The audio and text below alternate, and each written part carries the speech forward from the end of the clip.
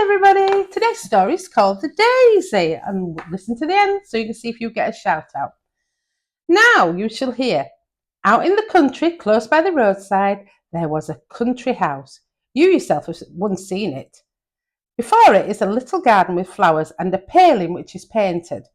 Close by it, by a ditch, in the midst of the most beautiful green grass, grew a little daisy.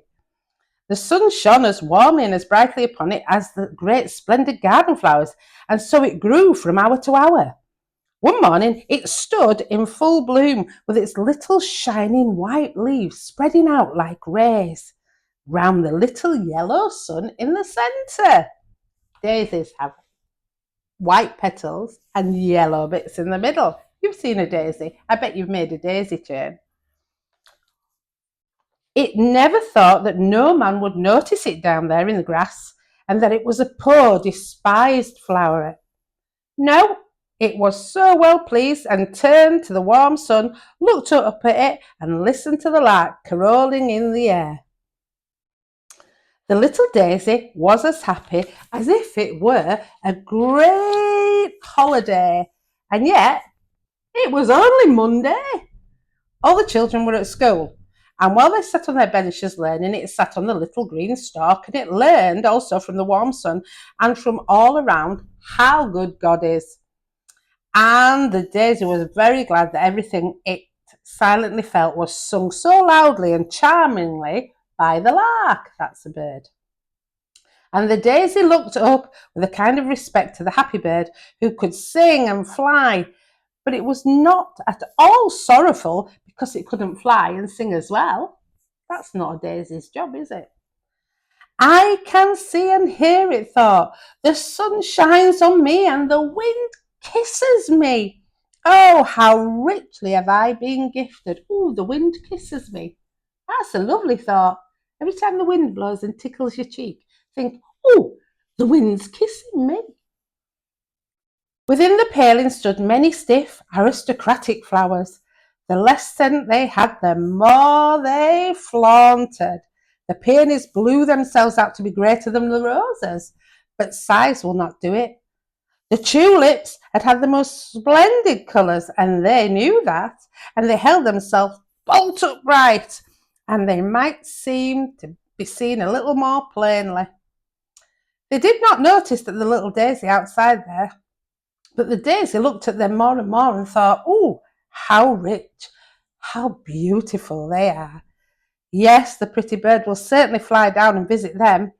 I'm glad that I stand so near them. For any rate, I can enjoy the sight of their beauty and their splendour.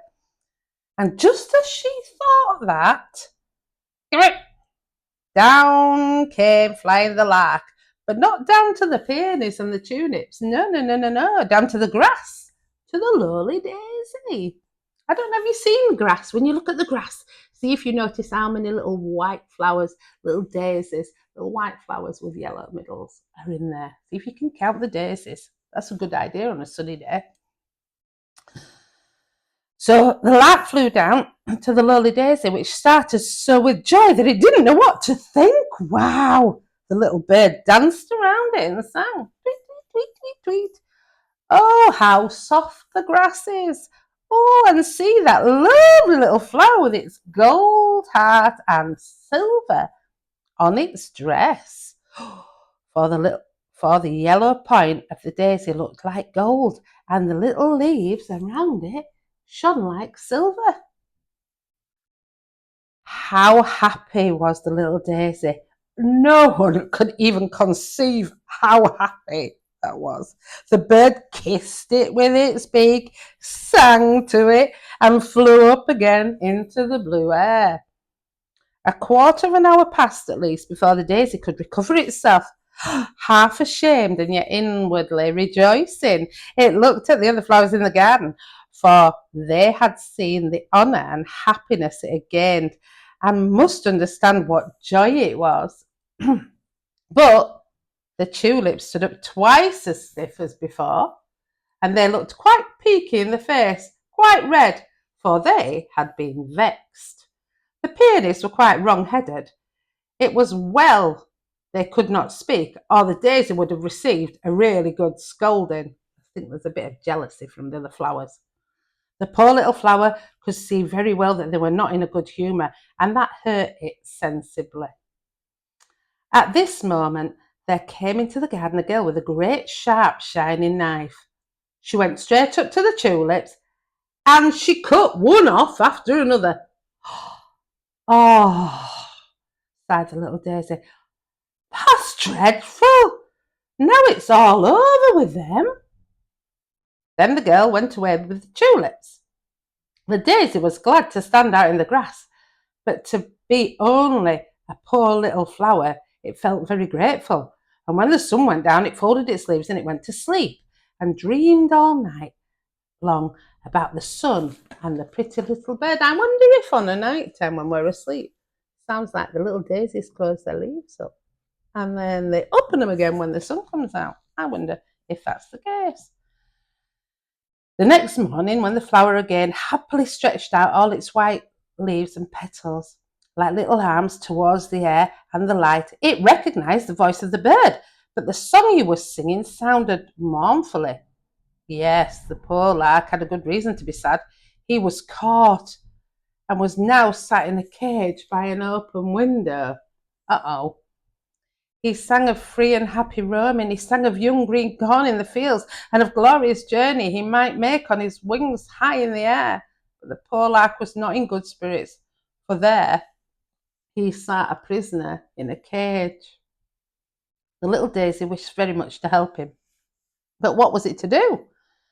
Yes, that was difficult to make out. It quite forgot how everything was beautiful around and how warm the sun shone and how splendidly white its own leaves were. Oh, it could think only of the imprisoned bird, and now it was powerless to do anything to help him. Just then, two little boys came out of the garden. One of them carried in his hand a knife, and it was big and sharp, like that which the girl had used to cut off the tulips. They went straight up to the little daisy, which could not at all make out what they wanted. Here, we may cut a capital piece of turf for the lark, said one of the boys, and he began to cut off a square patch round the daisy so that the flower remained standing in the turf. Pull off the flower, said the other boy, and the daisy trembled with fear, for to be pulled off would to be lose its life, and now it wanted particularly to live, as it was going to be given the piece of turf to the captive lark, so she'd be able to go and see the lark. No, let it stay, said the other boy. It makes such a nice ornament. And so it remained, and was put into the lark's cage.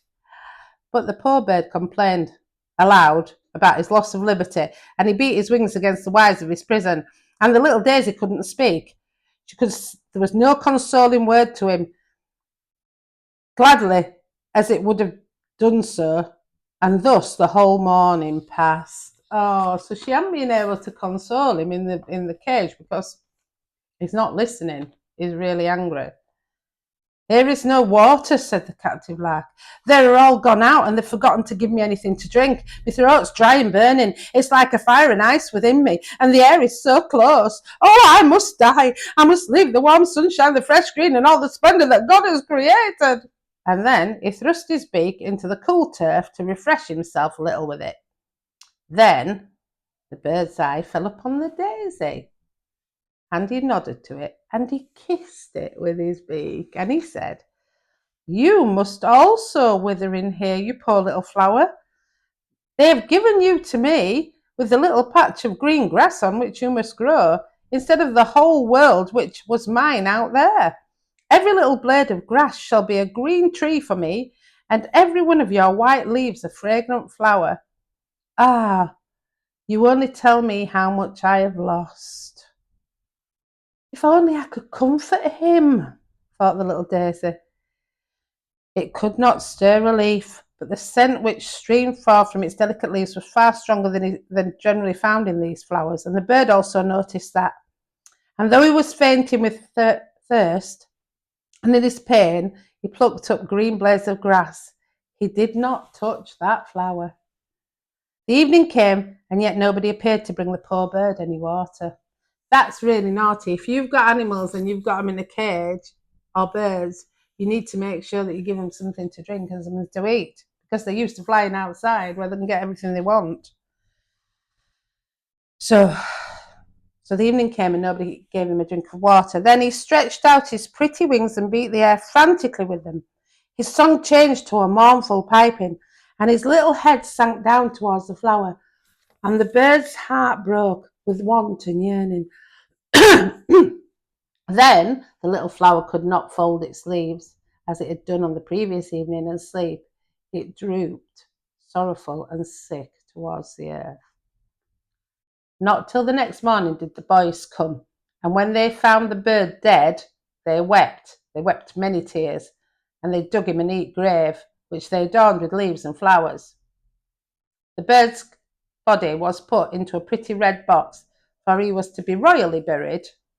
Poor bird. While he was alive and sang, they forgot him and let him sit in a cage and suffer. But now he was dead, he had lots of grandeur, he had a big funeral, many tears. But the patch of turf with the daisy on it was thrown out into the high road. No one thought of the flower that had felt the most for the little bird and would have been so glad to console him. Well, that was just sad, sad, sad, wasn't it? Wow. I'm going to do a shout out today for another Nana.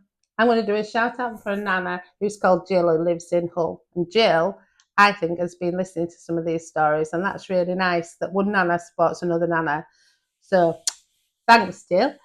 And keep watching the stories.